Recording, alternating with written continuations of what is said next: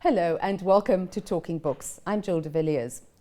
When sorbet first hit the shopping malls in South Africa, it was often mistaken for an ice cream shop. Now, 12 years down the line, it has become the largest beauty franchise business in Africa, with over 200 salons operating this year. My guest is serial entrepreneur Ian Fuhr, and he is here to talk about his latest book, The Soul of Sorbet. Hi, Ian, thanks very much. Thanks Jill. very much Thanks for coming. Me. I want to start actually with the unexpectedness of sorbet as a business, a way of doing business. Right. Gibbs brought it in as a case study, yes. And the students in the beginning reacted quite strangely to it and said, how can we as business students learn from a case study about beauty salons? Yeah. But the business principles count across all disciplines. True. Can you tell me a little bit about that? Yeah, I think the principles of sorbet, are all about the people really, and the culture of the organization, and that's what hopefully sets us apart from the rest. I think most type of salons offer the same sort of treatments as we do, and they offer the same products, and they can take a photograph of the store and copy our look and feel. But they can't copy our culture, and I think that is what actually set us apart. So that applies to all businesses. The culture of the business, the people, always putting people first before profits, and that type of thing is what has actually made us a little different in the marketplace. But the business place in general puts the emphasis on profit first. How do you break away from that? And as well, across franchises, how do you convince your franchisees to not put profit first? I think that's quite a challenge, I must be honest, but the thing is, if you look after the people side of the business, the profits will follow. And that's always been the thing. It's not that profits aren't important.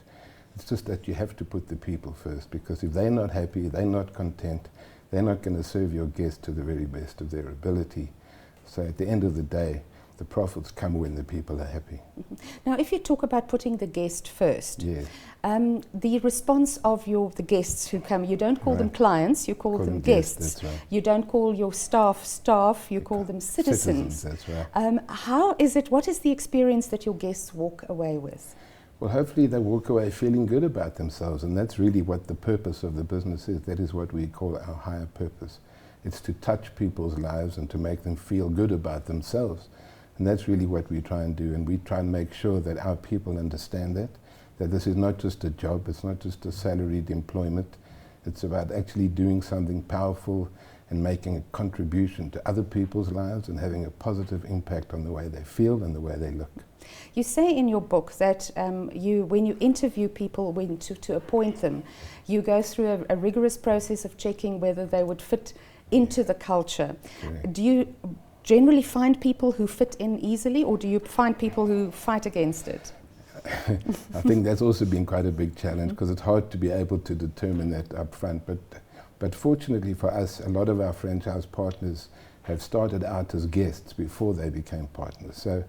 So that means that they're already passionate about the brand. And I think really that's about 80% of what the interview should be. Are you passionate about the brand? Do you love serving people? Mm-hmm. Do you actually love people? Full stop. Because if you do, then you'll actually fit into our business. But if you focus only on the bottom line, you might struggle a little bit. And what do you do then about those people who get into the business and still have the me priority? Yeah, we call them eye specialists.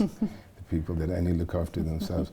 Look, we try hard to convince them, and some of them will ultimately change, but at the end of the day, if they can't, then unfortunately we would recommend that they sell their business to somebody who is more passionate about service and about people.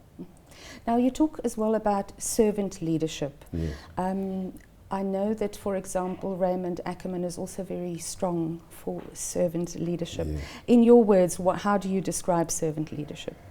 Okay, servant leadership is about lifting people up and nurturing them from the bottom up rather than driving them from the top down.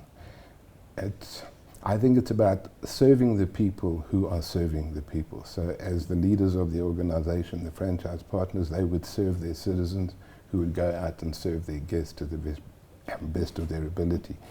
And I think the best thing about servant leadership is being able to offer your people everything that they need to be able to do their job properly. So it's development and education, encouragement and support, the right tools, the right equipment, and also the love of the business and helping them to understand that they're making a difference and this is not just a job. It's actually a privilege to be able to serve people and to touch their lives in a positive way every day. Do you do workshops? Yes, all the time. I've been doing the induction training myself for every single person that has come through the organization. We have close to 3,000 people across over 200 stores, and all of them have been through my own personal induction training program so that they understand the philosophy, the culture, the purpose, all of the things that are important to us. Throughout the book, every now and then, you give an example of two different sides, the profit-driven side, the selfish side, and then the servant leadership side. Could you give me a few of those examples, please? Okay, there's a balance between obviously performance and culture and service. But from our point of view, that the profits are important, but they're only important and they only will materialize if the service is great. So people don't come to work to make money. They actually come to serve the needs and wants of other people, and if they do that well, they'll make lots of money. So that's really what it's about. It's about trying to prioritize what is the purpose of work and what is the reward of work. So the purpose is to serve, and the reward is the money that you get at the end of the day. And in business, it's the same thing. You go into business to serve people, and the profit is the result or the reward at the end of the day. Now, something happened to me this morning. I stopped on my way into the office somewhere, which is a place where I regularly shop. And I've always had good service there. Yes. But this morning, the service was atrocious. Right.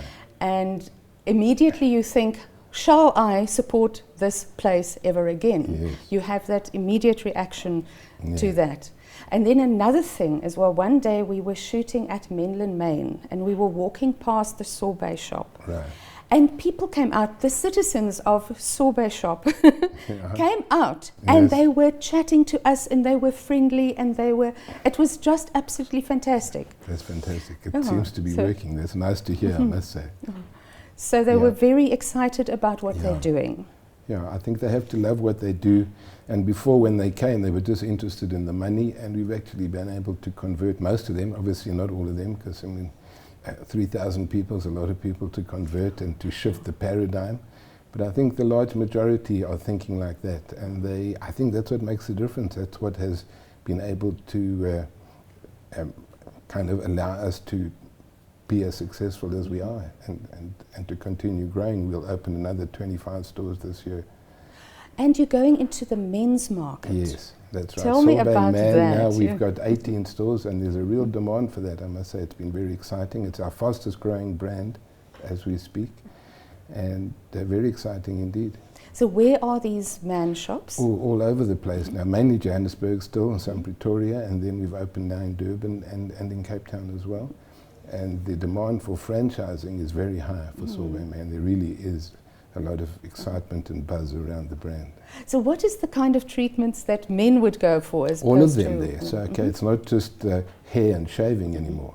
It's facials, it's waxing, it's manis, pedis, everything, and you get a free scotch, and it's all good. That's fantastic. Now, in terms of your franchises, you're also very strong in building a rainbow community. Yes. What is a rainbow community and how do you build it? Okay, as South Africans, we live in a highly diverse society. And when Nelson Mandela came out of prison, he spoke about a rainbow nation. But sadly, that hasn't really materialized. And a rainbow community is what a company can do to try and achieve what he was trying to do, is to be able to develop a community of people that accept and respect and tolerate each other and are able to work together to serve their guests to the very best of their ability. And to be able to not having to love each other, but to be able to communicate and to be able to deal with conflict in a positive way. So we try very hard across all the race groups and the cultures and the religions that, you know, and the languages that we have in our business, to get people to understand each other, to accept and respect each other, and most importantly, to tolerate the differences that we have. Because if you can create a strong community where people are accepting of each other, then you can really go out there and serve the higher purpose, which is to touch people's lives. Do you find that at the moment are people keen to make this transition, or do you find some resistance to it? I think it's a 50-50. There's a lot of people that believe in it, and are trying their best to do that. Some are still skeptical, but slowly but surely I think we're winning that battle within Sorbet, and we would encourage other companies to try really hard to create a working environment which is conducive to be able to serve the people of this country in a positive way. Now let's just come back to Gibbs again and the case study, and to what extent are they using your case study at the moment? As far as I know, they're using it consistently. In fact, this evening I'm doing a little launch of the book at Gibbs, and they've been using, I think, for about 5 or 6 years already now, and they do it on their MBA course, and they do it in the marketing section. They do it across disciplines as far as... Correct, yes, as far as I know. And I think one of these days they'll probably be updating it, because there's been quite a few developments since it was written. And yeah, in fact, I must thank Gibbs for their support over the years. They've been really good. You've written another book as well. And yes, what Get That Feeling. That was more about my own entrepreneurial journey, and that book is being relaunched at the moment at the same time as this one by Pan Macmillan. And so that was really about me and my life story. And this book is more about business and how to deal with the people side, the people-focused culture of business. Now, your entrepreneurial journey, that's almost 40 years, isn't it? 40 years in the making, yes, indeed. And, I started out when I was 22. And the businesses that you had during this period? Retail initially, and then I went into the music business. Then I was a race relations consultant for about 7 or 8 years.